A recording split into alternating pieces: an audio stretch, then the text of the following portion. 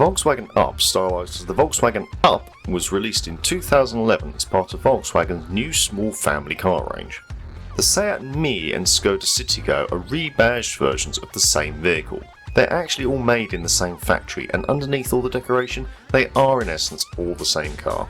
For Volkswagen, this is very much a revival of the small city car offering for them. The last one we saw was the Volkswagen Fox, and I think if we're all being brutally honest, it was a bit of a flop. I couldn't even find any half-decent adverts for it to show you what it looks like, but to be honest, you're not missing anything. The new Up changes that and tries to recapture the imagination of younger drivers and those who want that feeling of a new, funky car that won't break the bank. A lot of thought has gone into this car and it really shows. Now it only comes with one engine, but it actually comes with two flavours of that engine. You get a 59 horsepower version or a really exotic 74 horsepower version. There's also a Blue Motion version which comes with lots of eco-friendly features like start-stop and regenerative braking. Now here we've got a 5-speed manual, but there is also a 5-speed automatic available, and as of summer 2016 you can actually order a facelifted version which will have a, get this, turbocharged 90 horsepower. And some people are saying that that power is actually the same power to weight ratio as the original Golf GTI. That's quite powerful.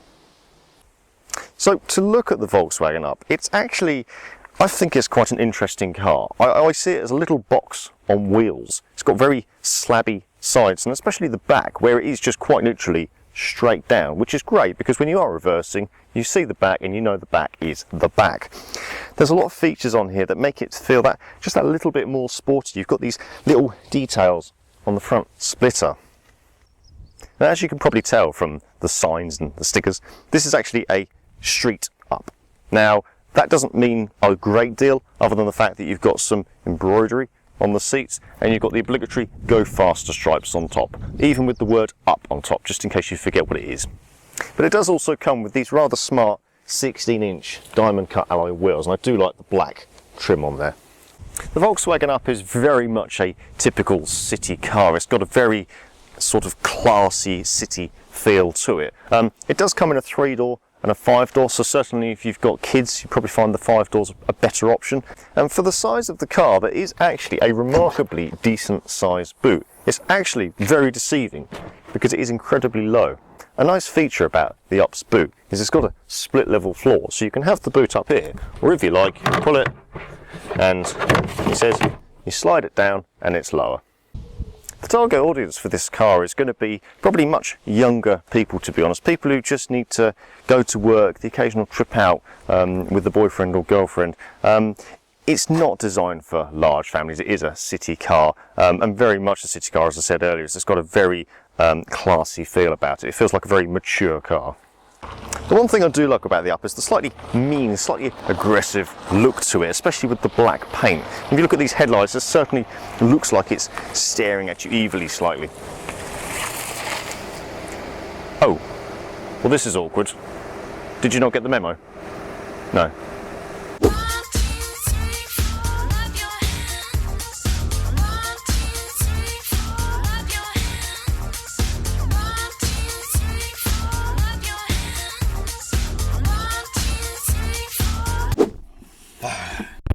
Well, as you're here, would you like to come along with me for the review? Go on then. Right, let's go.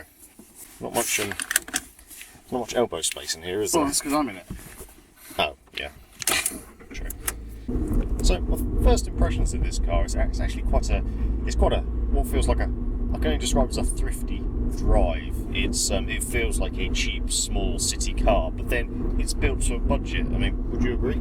I wouldn't say it feels cheap. I mean, compared to, a lot of the small cars on the market these days don't necessarily feel cheap. They are all kind of going on market. When I first drove my Up, the first thing I thought was it feels like your first car. So it doesn't necessarily feel cheap, but everything feels simple and clunky and kind of just feels. So you've got like the mechanical knobs going on here. It's all very clicky and switchy. It doesn't feel all plush and overdone. It just feels kind of. Yeah. Everything's nice and simple. It's simplistic. What I would say though, being a Volkswagen, despite its simplicity, it actually feels really well built. I mean, if I shake the door handle, it is rock solid. It does feel very solid, very well put together. which bodes well for the Skoda and the Seat equivalents, because they're all the same underneath. They're all the same. They share a lot. They share basically all the same interior parts. The only difference is that the Ups have this nice glossy black or glossy plastic. Piano black plastic. They do, and you can get them in lots of different colours that match the different colours of the car and so on.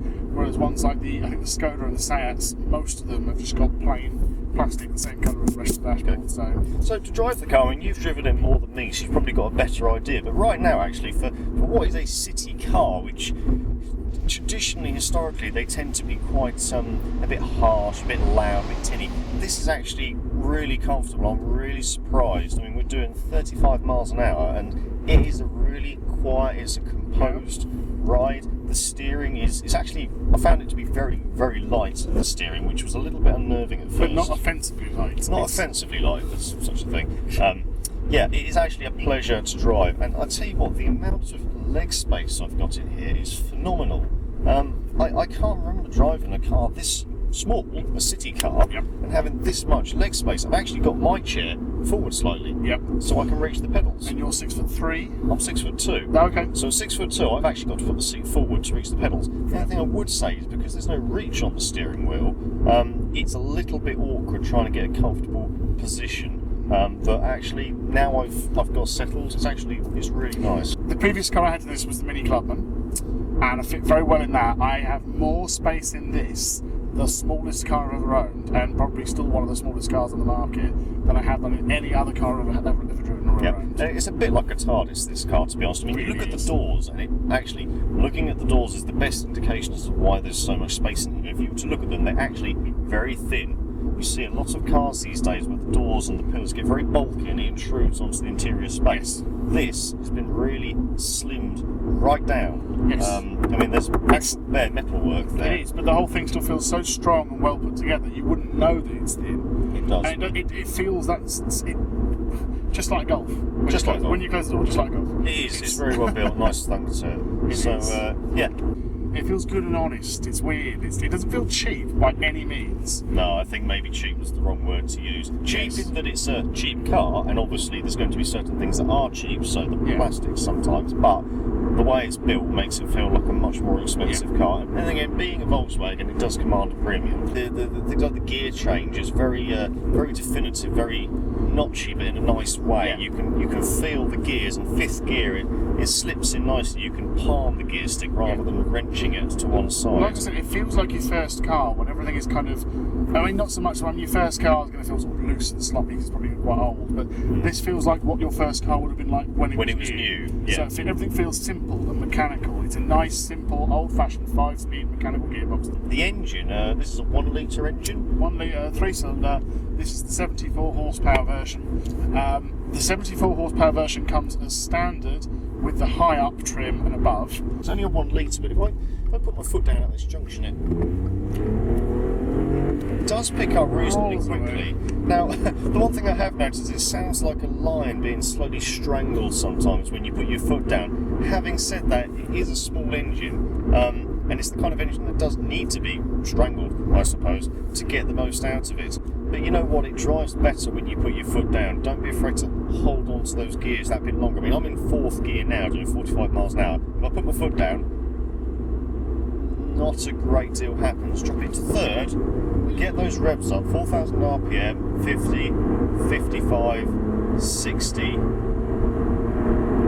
65, in 3rd, 70. That's 3rd gear, 4th gear, and we're now 70. When you hit 70? I wasn't looking. But the point being is the engine wants to be revved, and it performs better when you do rev it. So with an engine like this, don't be afraid to hold on to it. What I would say though is if you're doing sort of mile munching dual carriageways and stuff, the 1 litre engine may not be quite as suitable. I think if you really want performance driving, you probably should be looking at a second-hand Mini. Yes. But for the average person, this gives you the confidence to throw it around a little bit, as you say. The bonus is that they are on the verge, on the absolute cusp of thinking about doing a GTI version. So that could be quite good fun by the Yeah, sounds of it. they're rumoured to be about 113 horsepower, which is going to be around the same as the original Golf GTI. And I would hope that with that, perhaps it might have a bit more kick in it when you put your foot down. I mean, I can put my foot down in this, but I have to drop a gear, and it's just a little bit laboured and a little bit delayed still. Okay, yes, it is only a 1 litre engine,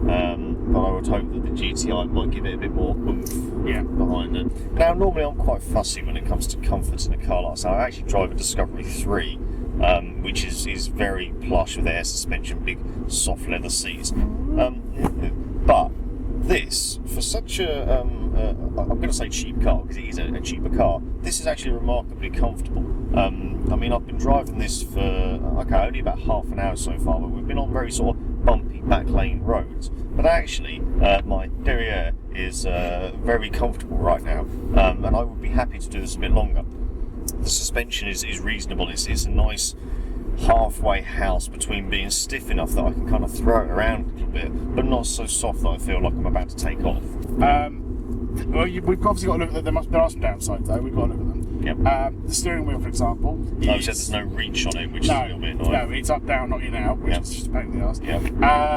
One thing I have noticed is the seat adjustment is a little bit annoying. It's got the old levers ratcheting system. So when you lift it up, the seat will just go. That's right, and it makes the adjustment very notchy, which means that you always find yourself looking for that point halfway between the adjustments. I do that when I'm driving. I have to get a very specific position with it. The problem is if you've got the 3-door and you're trying to get in the back, you lift up the lever to bring the seat forward and slide it forward, but it doesn't retain its memory of where the backrest was.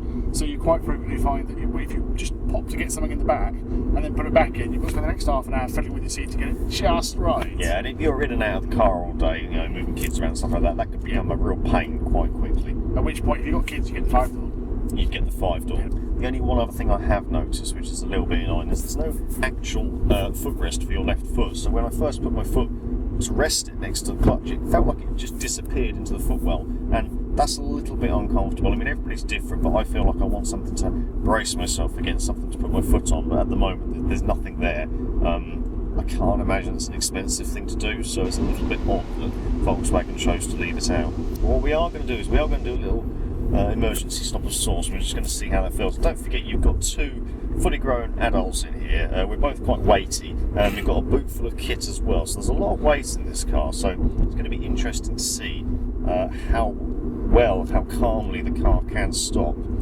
Okay, so we're now doing 40 miles an hour and brake. That is Firm. very firm. That's very firm. You alright? Yeah, you're okay. Now, for such a small car, Yeah. it's only got dinky little brakes on the front. With all this weight in it, I'm actually really surprised. That's really No good. skidding as well. No skidding either. I mean, we're on a slightly gravelly road as well, but it's really coped admirably. Now, the visibility in this car, it's a bit of an interesting one for myself.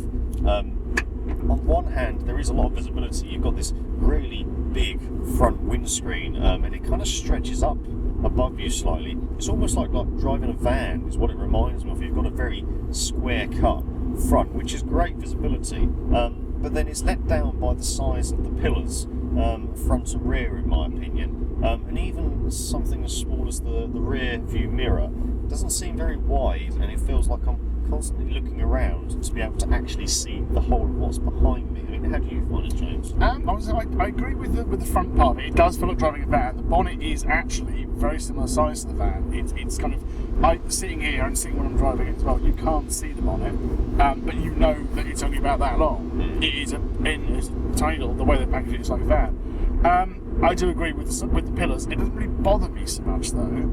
I will say, because the windscreen is nice and raked, you can see a bit better though around when you're approaching corners and so on. Okay. So, what's this sat nav thing here? Okay, so this is Maps and More. VW call it Maps and More. Seat and Skoda call it different things as well. It's made by Garmin. It actually unclips, so I can show the camera. Oh, it shuts itself down if you do that. And there's a cradle here that comes out as well, and you just clip it back in. They made it removable because they were convinced that urban people are going to take it out and walk around cities where they're using it as a sat nav for cities and as a walking mode. People have smartphones, right? Yeah, I know, that's the thing. And it's about the same size as your phone, so I don't see. All it is a thief magnet, if I'm totally honest, because thieves will think it's a regular sat nav that you can nip out of the car. Well, it does kind of stick out, doesn't it? Does a bit. The reason they've done that though is because in order to keep the car costs down, the lower end models don't have the slot for it, and all they do is when they're building the higher end models is just clip it in. Basically what this does is it gives you trip computer information. This comes as standard on the high up trim and above. It gives you trip computer information, it gives you a Think Blue trainer that is part of their like Blue Motion thing that gets you to do things like it trains you to change gear at the right time and be more economical and stuff. But mainly it's Bluetooth connectivity to your phone. It's got a micro SD card slot for playing music on it as well. It'll read your text messages out, and it's got a sat nav.